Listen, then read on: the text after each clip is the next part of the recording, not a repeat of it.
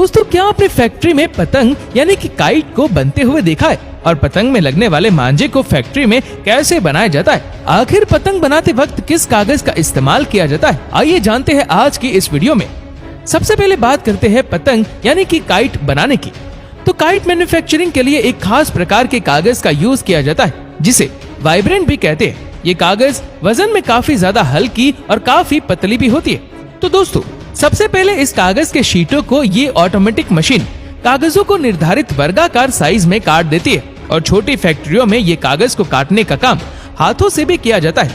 यहाँ पर ये वर्कर्स कागज को वर्गाकार शेप देने के लिए एक स्क्वायर शेप कार्डबोर्ड का यूज करते हैं और इसी कार्डबोर्ड के साथ सारे कागजों को कैंची की मदद से काटा जाता है। अगर आप भी अपने घर में पतंग बनाते हैं तो आप भी इस मेथड का यूज कर सकते हैं।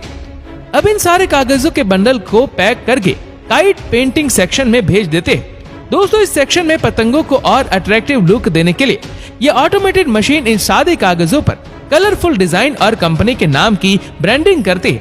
अब ये कागज तो उड़ने वाली है नहीं, तो इसीलिए अब इस कागज को उड़ाने के लिए इसमें बैम्बू स्टिक लगाने का प्रोसेस किया जाता है। इसके लिए सबसे पहले इन कच्चे बैम्बू के स्टिक को हीट फ्लेम के जरिए सुखाया जाता है ताकि ये बैम्बू स्टिक और भी ज्यादा मजबूत हो जाए।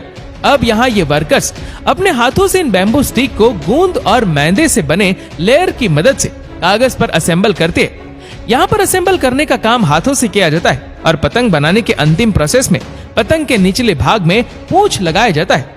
तो भाई साहब, हमारी पतंगे बनकर हो चुकी है तैयार, लेकिन अब इसे आकाश में उड़ाने के लिए मांझे की जरूरत पड़ेगी, जिसे छोटे बड़े गाँव में लटेर के नाम से भी जाना जाता है। दोस्तों, इस मांझे को बनाने से पहले इसमें लगने वाली फिरकी को तैयार किया जाता है, जो वुडन और कभी कभी प्लास्टिक से भी बना रहता है।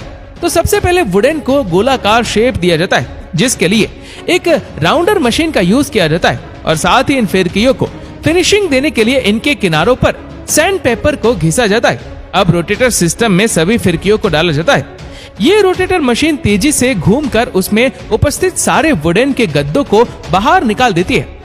अब यहाँ इन सभी पर एक एक करके इस जुगाड़ प्रिंटिंग मशीन की मदद से कंपनी की लेबलिंग की जाती है और रंग को सूखने के लिए इसे थोड़ी देर खुले में छोड़ देते हैं। अब इन दोनों राउंड वुडन शेप को कार्ड बॉक्स के पाइप के साथ पावर ग्लू की मदद से अच्छे से अटैच कर देते हैं और अब वुडन के मोटे स्टिक को भी इसमें लगा दिया जाता है।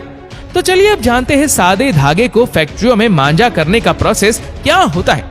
तो फैक्ट्रियों में धागे को मांझा करने के लिए सबसे पहले आटे के चावल, ग्लू, कलर और साथ ही ग्लास के पाउडर को आपस में मिक्स करके आटे का एक डॉ तैयार कर लिया जाता है। तो अब इस तैयार आटे को डॉ को वर्कर्स सादे धागे के चौड़े से लेयर पर खींचते हैं, जिसके लिए वर्कर्स द्वारा सेफ्टी बैंड का इस्तेमाल भी किया जाता है और ये मांझा हुआ धागा सूखने के बाद काफी ज्यादा मजबूत भी हो जाता है। तो फाइनली अब इन मांझे हुए इन धागे को फिरकी में लपेट दिया जाता है। दोस्तों, कुछ इस तरह से बनता है मांझा, धागा, फिरकी और पतंग।